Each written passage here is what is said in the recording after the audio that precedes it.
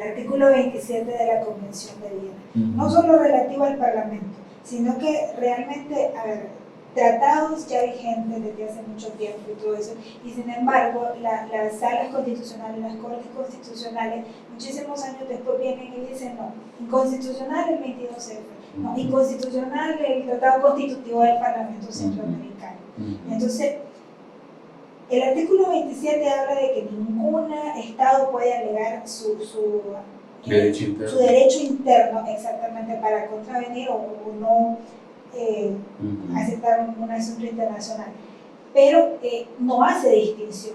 Las personas que están en contra de eso lo que dicen es que la parte de la positivización de un tratado llega y lo convierte y lo deja dentro de la pirámide a nivel de la ley, por lo tanto nunca sobre la Constitución. Entonces la Constitución, la señora Constitución puede venir y hacerlo en cualquier momento. ¿Cómo funciona? Sí, lo que pasa es que una interpretación en ese sentido significaría el fin del ordenamiento jurídico internacional, porque significaría que cualquier Estado podría alegar su constitución para evadir una decisión internacional, incluyendo la de los tribunales internacionales. Entonces, permitir que alguien pueda alegar una norma constitucional o no en detrimento de un compromiso internacional sería grave, sería la destrucción de la civilización como la hemos conocido desde la creación de la Liga de las Naciones y aún desde antes, ya no digamos desde la creación de Naciones Unidas o en el caso americano de la Organización de los Estados Americanos. Una norma internacional es concertada soberanamente entre Estados y por tanto lo que se resuelve ahí no es una limitación al Estado, al contrario, cuando uno adopta un compromiso, aunque sea una limitación de sus actividades, lo hace en función de la soberanía. Siempre es la soberanía. La mayor demostración de que un Estado es soberano es que puede limitarse. Si no se pudiera limitar, no sería soberano.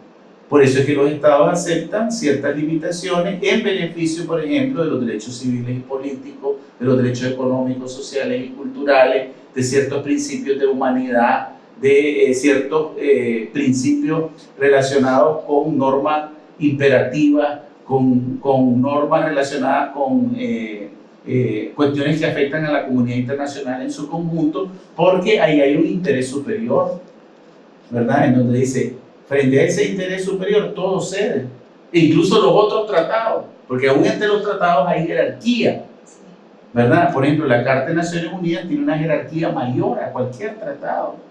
Y en el sistema de integración centroamericana, el protocolo de Tegucigalpa tiene una jerarquía mayor, ¿verdad? Pero cuando vos alegas una constitución, simplemente lo que estás abriendo es una puerta para que ninguna decisión internacional, para que ningún tratado internacional se cumpla. Porque entonces bastaría que un Estado sienta que le afecta una sentencia o que no le gusta ya un tratado para decir que encuentra dentro de su constitución una norma que le impide su cumplimiento. Y ahí yo creo que hay dos cosas importantes que destacar, y ya lo he señalado yo en el libro mío sobre soberanía clásica, un principio desafiado. La ley interna tiene un gran poder, porque los tratados se negocian a nivel ejecutivo.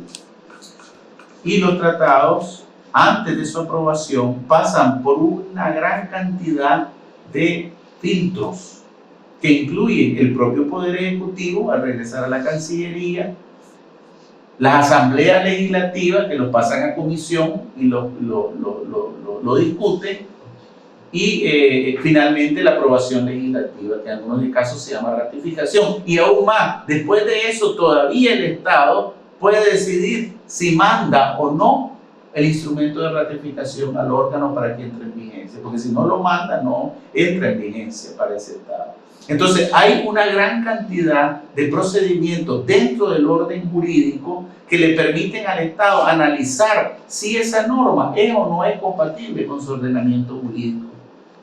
Entonces hay un momento de gloria del derecho internacional, del derecho interno, un momento de gloria del derecho interno, incuestionable, en donde el derecho internacional no se puede meter, que es qué voy a negociar yo en el tratado, cómo lo voy a negociar, cómo se va a consignar, bajo qué cláusula, mi asamblea lo tiene que ratificar, y yo decido si lo deposito o no.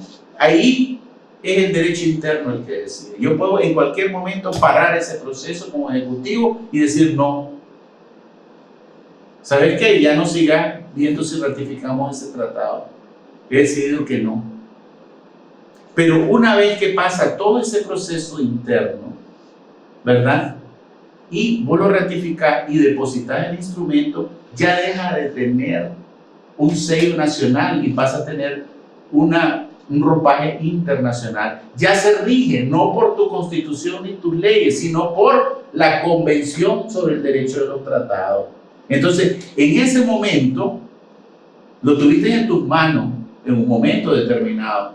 Vos lo hiciste el derecho internacional, pero cuando ya vos aceptaste, ¿verdad? Él cobra vida propia, que ya no te pertenece a vos, pertenece a las normas del derecho internacional. Entonces ya vos ahí ya no podés correr bajo tu arbitrio. Y por eso es que los tribunales no pueden, a su gusto y antojo, invalidar normas de un tratado internacional o impedir su cumplimiento, porque para eso tuvieron toda esta etapa. La norma correcta es proceder bajo la Convención de Viena sobre el derecho de los tratados y denunciarlo. Pero hay un problema, ¿verdad? Hay algunos tratados que no permiten la denuncia bajo la Convención de Viena. Y en esos casos, ¿verdad? Ese tratado no puede ser objeto tampoco de una denuncia, ¿verdad? Eso sucedió cuando Panamá trató de denunciar el Tratado Constitutivo del Parlamento Centroamericano, pero el Tratado Constitutivo no establece un mecanismo de denuncia, ¿verdad? Y por consiguiente hay que seguir lo que dice la Convención de Viena, ¿verdad? Si todos estuviéramos de acuerdo está bien, pero ahí se produjo algo maravilloso, que la propia Corte Suprema de Justicia de Panamá estableció que Panamá no podía arbitrariamente denunciar ese tratado, porque eso violentaba las normas del derecho internacional. Es decir, el propio órgano jurisdiccional, en su máxima expresión, ¿verdad?, reconoció estos principios del derecho internacional, de que una vez que un tratado ha entrado en vigencia, soberanamente aceptado por un Estado, soberanamente aceptado, ya no se puede pasarlo a regularse por la ley interna. Él ya adquirió un estatus distinto, regulado por la Convención de Viena sobre el derecho de los tratados y por el régimen nacional en la medida en que la Convención de Viena lo diga.